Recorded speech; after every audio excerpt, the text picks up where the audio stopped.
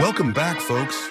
Am I an asshole for saying it's not my problem if my ex and her husband can't afford their kids? I, 30 male, was married to Marin, 30, and we have a son together who's now 8. When Marin was pregnant, I found out she was cheating on me with James, 33. James had a girlfriend who was pregnant at the same time. When my son was born, we needed a DNA test to find out if I was his father or James was. As Marin's husband, I was the legal father, and that made it easier when the DNA results showed he was actually mine. Because she fought to name James his father, things were toxic. James was there for everything in the later pregnancy and the birth, and Maureen told me nothing. Her parents were the ones who gave me info on when my son was born so I could file with the courts for a DNA test in custody, and our son's birth was also when our divorce could proceed. James's ex ended up giving him custody of their daughter, and so they had her full-time, and my son 50% of the time, and a year and a half later, they had a daughter together. At this point, they have James's daughter and 4 children together, and I won custody of my son 3.5 years ago because in order to force more money out of me, they wouldn't feed him enough and let him wear dirty old clothes. And I only paid child support because I earned more than Marin. But we had equal parenting time back then. So now Marin sees our son every other weekend. My son's in therapy to help him with all the mess he's witnessed and been a part of in some way in his young life. Marin was also ordered to pay a small amount of child support, but she only paid a few times. She always uses the excuse that she can't afford it, and that might be true.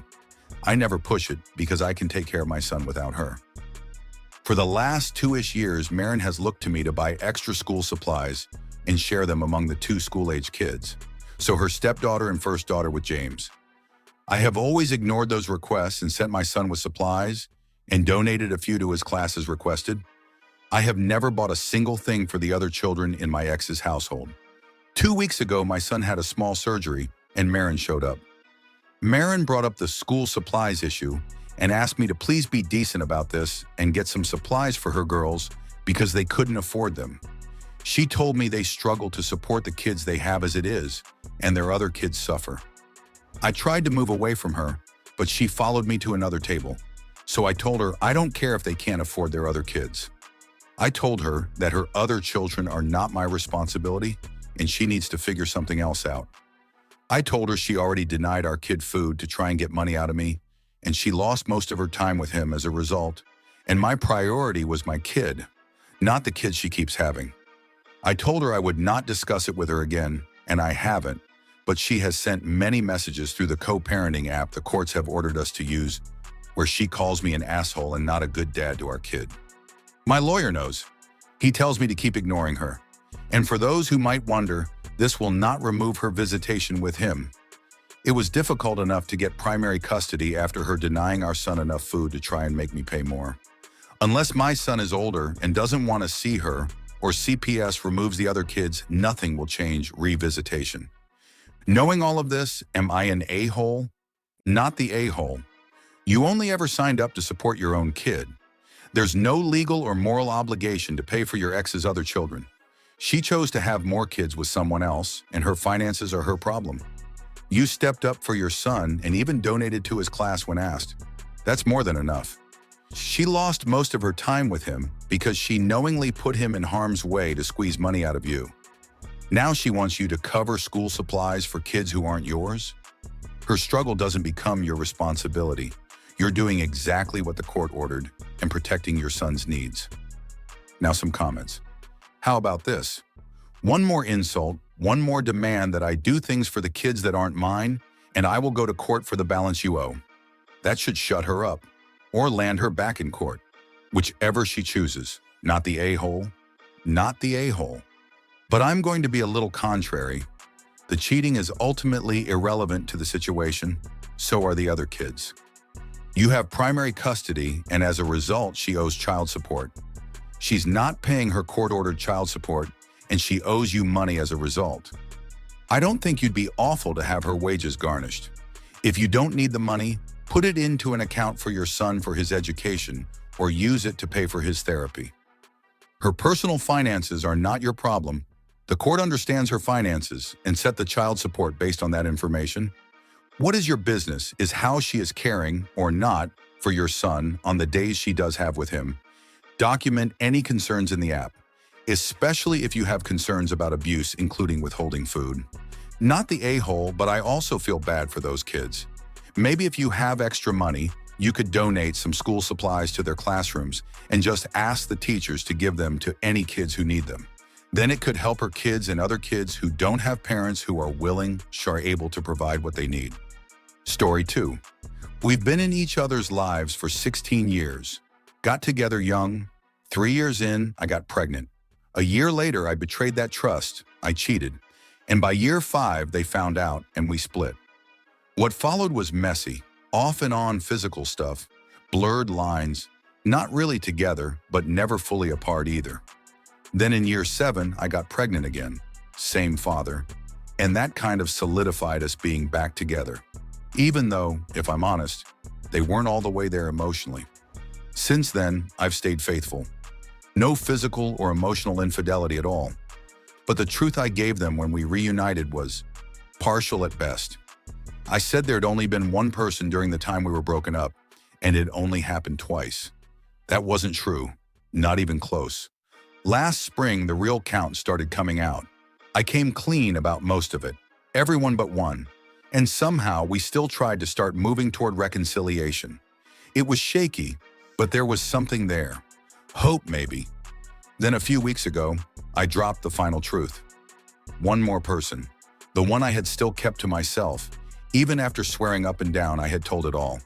After a full year of crying, begging for forgiveness, promising I had nothing left to reveal, there I was again, confessing more. I trickle-truthed the person who deserved it least. I shattered what little trust they had left. So now they've told me they don't think they can be exclusive with me anymore. And yeah, it hurts in a way I can't even put into words. But I also don't blame them. Not after everything. We still live together. Neither of us has another option right now, and we have kids who need us to keep functioning. Lately, I can't even meet their eyes for more than a few seconds. Every time I do, I feel like I'm imploding inside. And today they told me that when I finally admitted to that last lie, it broke something in them. They started talking to other people. People I probably know, but they won't tell me who. They even made plans to sleep with one of them, maybe both. But they backed out. They told me they couldn't go through with it, that even after everything I've done, they couldn't bring themselves to hurt me. That crushed me more than I thought it would. Because the truth is, they shouldn't have to be the bigger person anymore. I used up all their grace, and now they're distant, and I understand that. I do, but it still stings.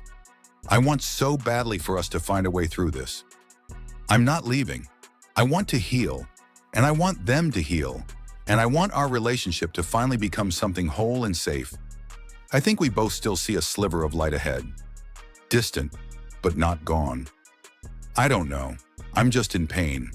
All of this is pain, and it's pain I caused. If I could go back, I would undo everything. I'd unhurt them.